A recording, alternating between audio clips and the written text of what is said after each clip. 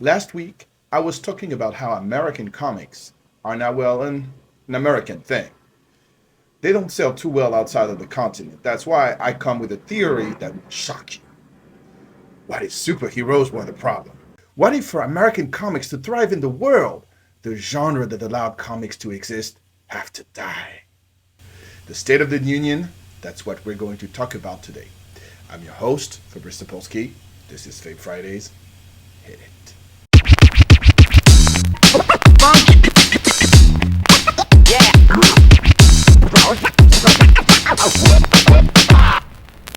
I'll admit it, I'm torn. I discovered American comics through superheroes. I fell in love with them, I cherished them, I defended them when I was a comic book journalist. My first published comic was a superhero comic. But let's face it, superheroes are not what they used to be. They're not maybe as relevant as before. Some call it superhero fatigue. Well, I'd rather call the phenomenon brand's sick super era. Let's look at the situation from a global perspective. Superheroes are everywhere in theaters, on TV, on mugs, on duvet covers, every fucking where. So, comics, well, it's just another outlet now. I'm sure many of you have experienced that situation before. You see someone with a Marvel t shirt, you ask, "Oh, you're a comic fan?" And they answer, "Well, yeah, I've seen all the movies." Then you reply, "Well, you don't read comics?" Ah, I just like the movies. That can only mean two things. One, for the majority of people, comic book movies are comics, which is disturbing. Two, while the words comic book or graphic novel are well identified by the masses, people still associate them with superheroes. Now, ask every comic book creator in America, and they will tell you that comics are their own medium, and that superheroes are simply a genre of comics and not comics themselves. Damn it! Also, superhero comics, while pretty much ahead of their time for decades, have become synonymous with political correctness. Yeah, I'm sorry. That's what it is. Why? Well, because mainstream superheroes are not simply comics anymore. They are brands. Brands with a huge value for corporations. And you don't mess with brands or corporations. That's why Bugs Bunny is not selling drugs in cartoons. Well, it's also an IP geared towards children and families.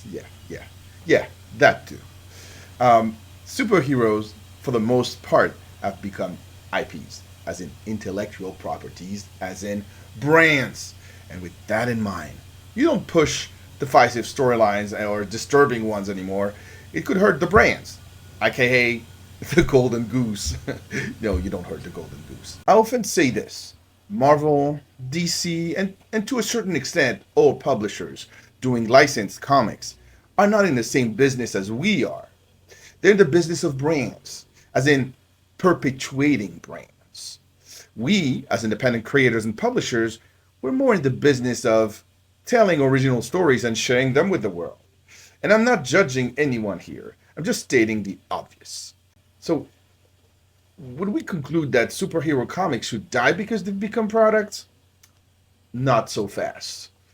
Let's go back to the beginning of my expose. Well, I was talking about how superhero comics are problematic when it comes to getting American comics to the rest of the world. And they are. In most countries, there's a licensee that holds the rights for Marvel and DC comics. Sometimes, like in Argentina, it's even the same licensee in Italy too. And said licensee is doing its best to release and promote as many of these superhero comics as they can. So they release a lot of titles, a lot of titles. That leaves very little room for the rest of the comics for the other stuff, like our stuff. And of course, in the minds of readers, if the majority of what you can find from American creators in stores is superhero comics, the shortcut is easily understandable. Yes, but no. Internationally, superhero comics have always been their own niche, and a very stable one. What gave the world the impression that American comics were drawing more crowd is precisely everything else. Look, for over a decade, The Walking Dead sold thousands, hundreds of thousands of copies. It boosted the American comics market share by a lot.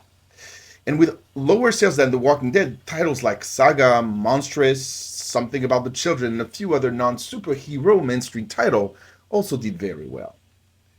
But in 2024, these titles are either gone or have not been able to maintain their readership to their initial levels, which is the case of Saga, for example. And international markets work very mysterious ways, honestly.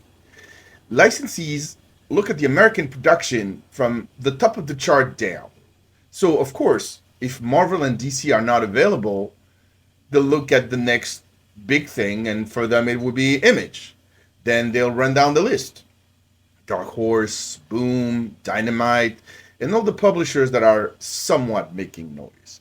But they rarely take a chance on smaller ones, or even the big ones that are not making the news. How many titles from Little Brown Company or Random House Graphics are translated into other languages? Not many. Or not that many. Why? Because most licensees rely on buzz to sell their books. Just like if your comic is optioned by a movie studio, all of a sudden, it's a little more appealing, right? It sounds more interesting. Would that mean that when it comes to selling a comic book series in another country, marketing power is more important than quality? Seriously? Well, at least in the beginning it is. Because if quality isn't there, there won't be a follow-up. But even with an option IP, you're not even sure that your series will be translated. Another thing that is not superhero related and that's slowing exportation of American comics is size. Yeah, and I said it last week, size does matter, especially in the French market. Like French retailers, they don't like standard US comic size. They find it too small and they find it like really weird. Well, let me break it down for you French people. American retailers don't like French starter comic size either. So what do we do now? How about we try to take a step towards each other for a change? That would be good. My 2 cents in all this. No superhero comics don't have to die, but they have to stop being the center of attention when it comes to American comics. That's for sure. Companies like Iron Circus, Ablaze, CEX, Magma, A Wave Blue World, Space in Between, Alien Books, and of course, FairSquare Comics, are delivering quality books, and yet none of them, none of us, has a huge licensing program. How could it change? It's hard to say. Every market has its specificities, and you have to overcome cultural differences too. That's why brands with their universal message are an easy sell internationally. I personally regret it. But I have to admit that companies like Disney or Shueisha, the owner of Dragon Ball, know how to speak to most while we don't.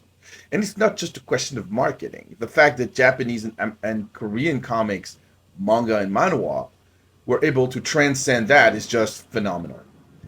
Asian culture still remains incredibly attractive, while American culture, not so much anymore. So I guess we have to wake up. Let's make our comics and graphic novels irresistible to the world. What are we waiting for? A license? This guy. Well, if you like that, if you like the content of this channel, please consider subscribing, hit the like button, and I'll see you in the next one.